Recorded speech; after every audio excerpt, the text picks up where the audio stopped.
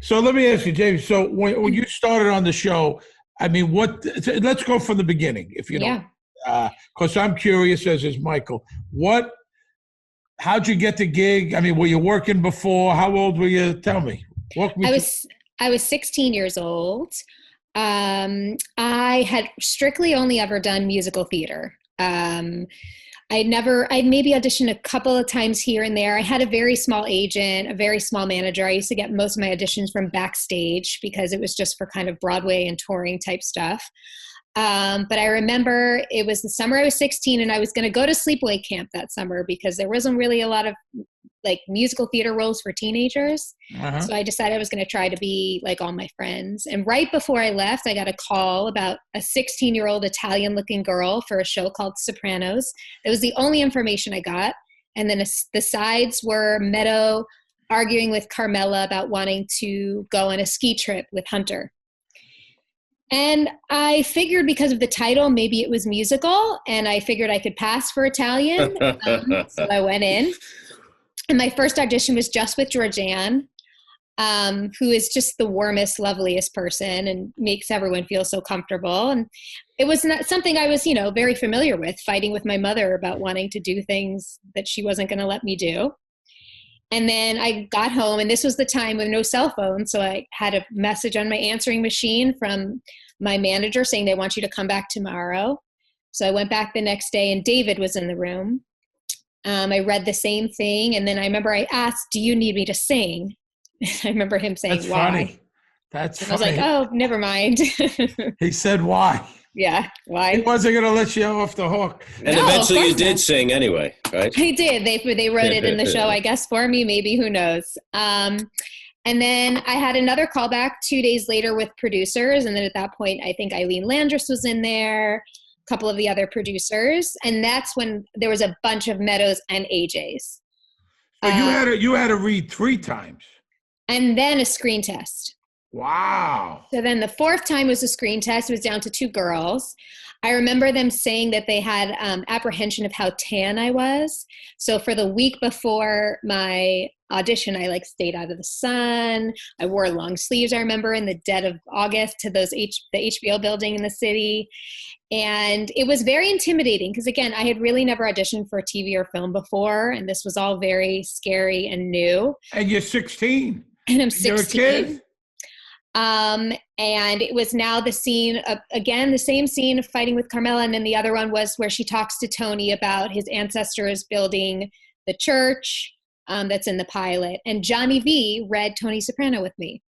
Really? Oh, that John Ventimiglia played Artie Bucco. Yes. So let me ask you. So did they, when you did the screen test, did they fly you to LA? No, it was in New York at the You did it HBO in there. building in New York. Mhm. Oh yeah, because Michael, you went to LA, right?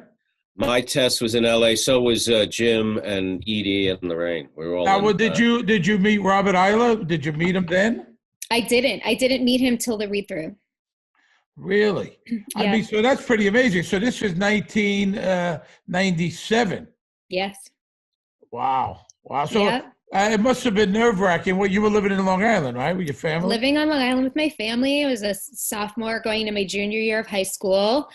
And I remember showing up to the table read.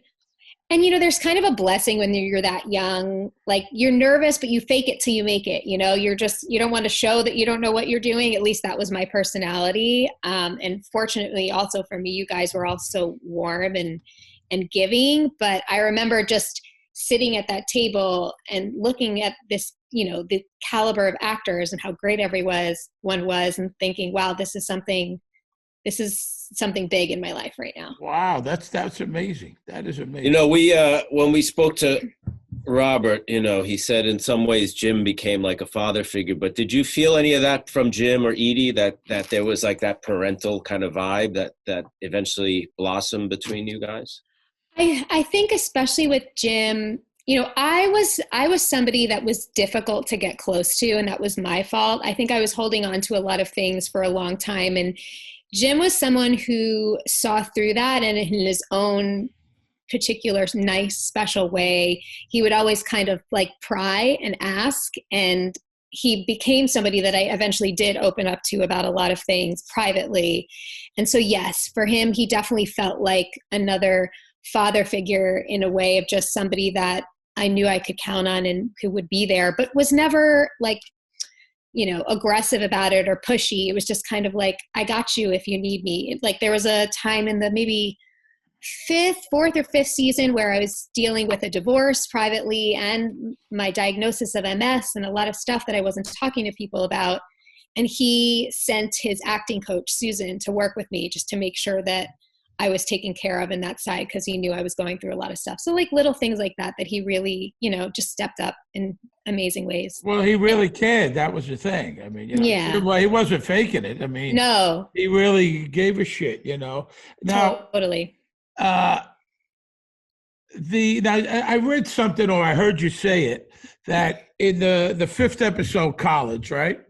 Which, we talked about already. The fifth episode, you had a lot of big scenes with Jim. It was basically you and him the entire episode. And you were kind of nervous and a little uncomfortable.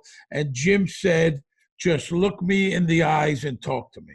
Yeah. Tell me about that. I mean, so what scene was that where he said that? That was in the dinner scene where the two of us went out to dinner and I'm asking him, and he's basically opening up about like maybe he didn't have a choice into what he was doing with his life. And I remember he could feel that I was, wanting so badly to do a good job. And he said, Jamie, just look in my eyes and trust me. Just talk to me. Yeah. And it was he just gave me such great lessons during that whole episode of being an actress. I remember when we shot the scene in the car about asking if he was in the mafia. After I finished my coverage, Alan Coulter was like, Jamie, are you good? So let's wrap it up. We can move on. And Jim said, wait. And he looked at me and said, do you feel good? Yeah. And I said, what do you mean? He said, do you feel like you have more to give or you want to do something different? And I didn't know I could ask for that.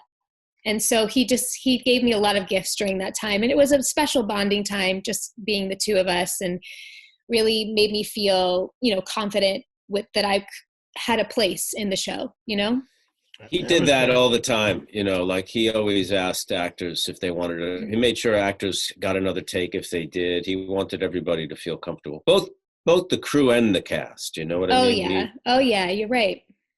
I mean, what he really cared. I mean, like I said, he wasn't faking that. That wasn't a show. He gave a shit if you were happy. He did it to me all the time, also.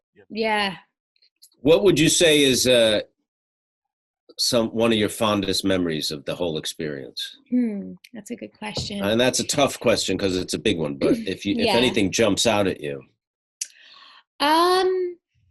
Well, I particularly loved when we would have scenes with everybody.